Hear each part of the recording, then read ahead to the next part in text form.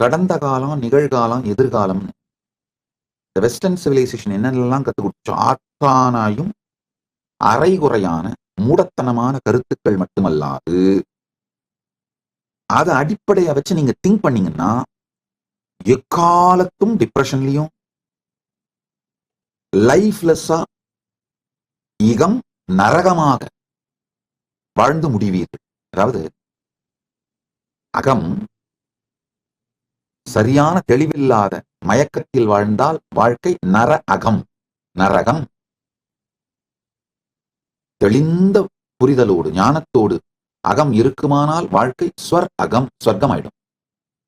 ஒரு பக்கம் இந்த போலித்தனமான புரியாத்தனமான சனாதன இந்து சிவிலைசேஷனுக்கு செய்யப்பட்ட மூளைச்சலவை, நம்ம மக்களுக்கு செய்யப்பட்ட மூளைச்சலவை. இரண்டாவது, இந்த கன்சியூமரிஸ்டிக் சொசைட்டி மேல நம்ம மக்களுக்கே வந்த அளப்பரிய மோகம். இதனால நம்முடைய மிகப்பெரிய ஞானம் வாழ்க்கை முறையாக இல்லாமல் போனது. நல்லா புரிஞ்சுங்க. ஒரு 200 வருஷத்துக்கு முன்னாடிங்க வரைக்கும் உலகத்துல பெஸ்ட் விஷயங்கள் அத்தனை லிஸ்ட் எடுங்க.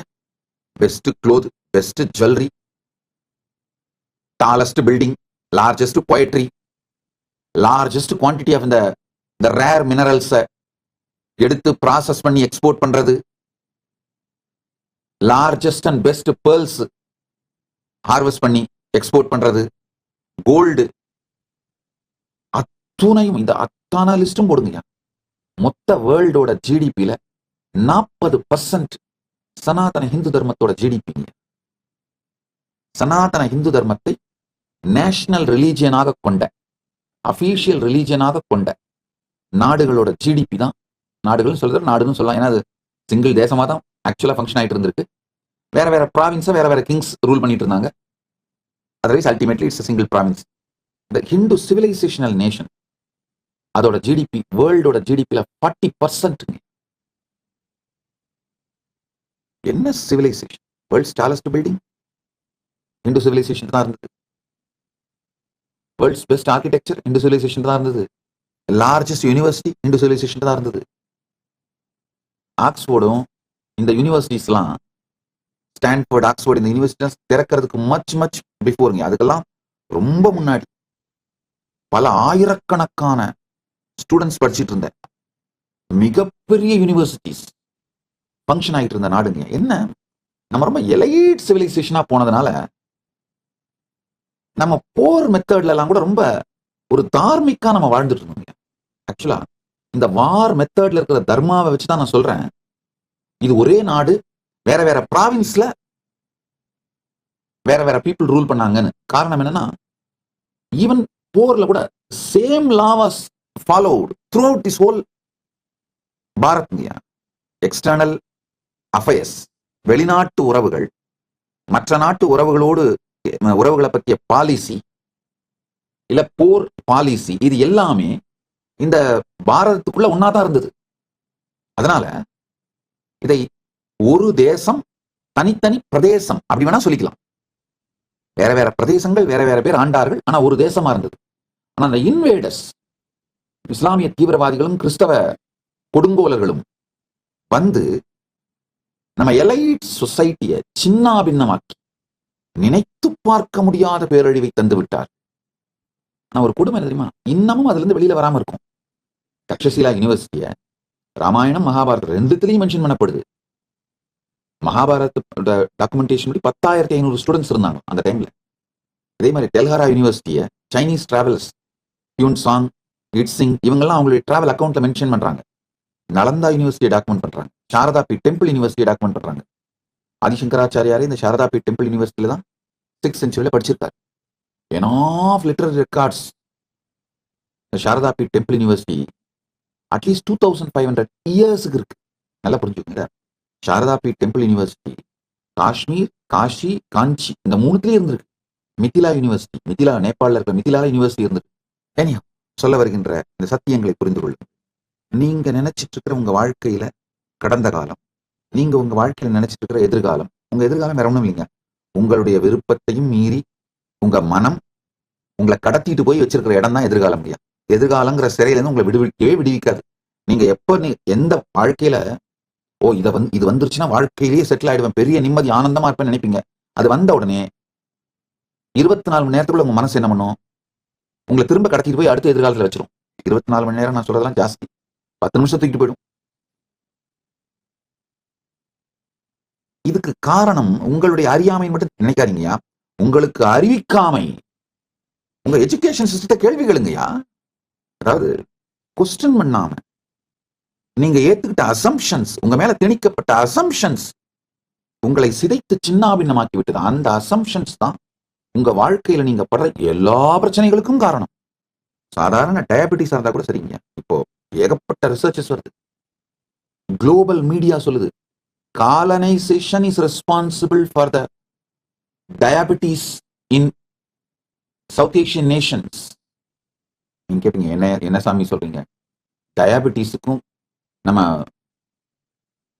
கிறிஸ்தவ கொடுங்கோலர்கள் ஆட்சிக்கும் எப்படி சாமி சம்பந்தம்? நல்லா புரிஞ்சுக்கோங்க. பல குளோபல் மீடியா சேனல்ஸ் சொல்றாங்க, நம்முடைய DNA especially India, Pakistan, Bangladesh, Sri Lanka, அந்த காலனைஸ் பண்ணி வச்சிருந்த கிறிஸ்தவ கொடுங்கோலர்கள் காலனைஸ் பண்ணி வச்சிருந்த அந்த நாடுகள்ல 25 ஃபெமைன், தொடர்ந்து 25 பெரும் பஞ்சங்களை ஆர்டிபிஷியலா உருவாக்குனாங்க. அப்ப என்ன ஆச்சுன்னா, நம்முடைய டிஎன்ஏ ஜீன்ஸ்லாம் ஸ்டார்வேஷனுக்கு அடாப்ட் ஆயிடுச்சு. ஒண்ணு, பல கோடி பேர் செத்தாங்க. இருக்கவங்கலாம் அவங்களுடைய டிஎன்ஏ ஸ்டார்வேஷனுக்கு அடாப்ட் ஆயிடுச்சு. ரெண்டு கேளுங்க, பிரிட்டிஷ் அதாவது கிறிஸ்தவ கொடுங்கோலர்கள் உருவாக்கின ஆர்டிபிஷியல் ஃபெமைன் பாரதத்துலங்கயா. கிறிஸ்தவ கொடுங்கோலர்கள், நீங்க நல்லா புரிஞ்சுக்கணும், கிறிஸ்தவ கொடுங்கோலர்கள் ஆப்பிரிக்கர்களை மட்டும்தான் அடிமைகளா மாத்தி வித்தார்கள்னு தயவு செஞ்சு நினைச்சிட்டு இருக்காதீங்க. லட்சக்கணக்கான இந்தியர்கள் அடிமைகளாக மாற்றப்பட்டு கரீபிய நாடுகளுக்கும் மலேசியா மற்ற பல நாடுகளுக்கும் அடிமைகளாக கொண்டு செல்லப்பட்டார்கள். அந்தந்த நாடுகளோட வரலாற்றை பாருங்க. பிஜி, மொரீஷியஸ், கரீபிய நாடுகள், அவங்க நாட்டோட வரலாறுகள்லாம் பாருங்க.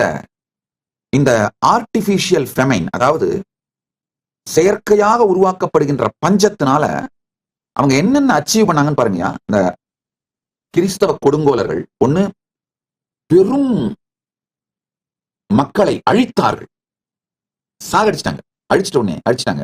மிச்சம் இருக்கவங்களுக்கும் லைஃப்ல கான்பிடன்ஸ் இல்லாம அவங்க முதுகெலும்பு உடைச்சிட்டாங்க, சைக்கலாஜிக்கலா அவங்களை உடைச்சிட்டாங்க. சோ அவன் சோறு கிடைச்சா போதும், எதுவுமே எதிர்த்து போராடத்துக்கு அவனுக்கு மனதிலேயோ உடம்புலயோ சக்தி இல்லாம சின்னாவினமாக்கிட்டாங்க. இன்னொரு முக்கியமான விஷயம், சாப்பாட்டுக்கு வழி இல்லாம அவனை மாத்தின உடனே அவன் அடிமையாக இருப்பதற்கு தயாராயிட்டான். அவனை அடிமைகளாக மாற்றி பல நாடுகளுக்கும் வெறும் உணவுக்கு, வெறும் சாப்பாட்டுக்கு மட்டும் உத்தரவாதம் கொடுத்து தூக்கிட்டு போனாங்க, அடிமை வேலைக்காரர்களாக. இந்த மாதிரி பல கொடுமைகள்ல என்ன நடந்ததுனாங்க, அதாவது 89 ஆண்டு கிறிஸ்தவ கொடுங்கோலர்கள் நேரடியா ஆட்சி செஞ்சப்போ 25 மிகப்பெரிய செயற்கையான பஞ்சங்களை உருவாக்குனாங்க. அந்த செயற்கையான பஞ்சங்கள்ல 60 மில்லியன், அப்படின்னா 6 கோடி பேர் செத்து போயிட்டாங்க. இது இயற்கை பேரழிவு கிடையாது, செயற்கையாக பிளான் பண்ணி கிறிஸ்தவ கொடுங்கோலர்கள் உருவாக்கின பஞ்சத்தினால, செயற்கை பஞ்சத்தால நடந்தது. ரெண்டாவது, இந்த பஞ்சம் மொத்த சவுத் ஏசியாவோட பயாலஜியே மாத்திருச்சுங்க. எப்படின்னு ஒண்ணுன்னா சொல்றேன், புரிஞ்சுக்கோங்க. 1943 பெங்கால் ஃபெமைன்ல மட்டும் 3 மில்லியன் 30 லட்சம் பேர் செத்தாங்க. கிறிஸ்தவ கொடுங்கோல் அரசு சாப்பாடு மொத்தத்தையும் தூக்கிட்டு போயிட்டு, இங்க விளைஞ்ச உணவு மொத்தத்தையும் எடுத்துட்டு போயிட்டு அவசர உதவி கூட கொடுக்க முடியாதுன்னு மக்களை சாகடிச்சாங்க.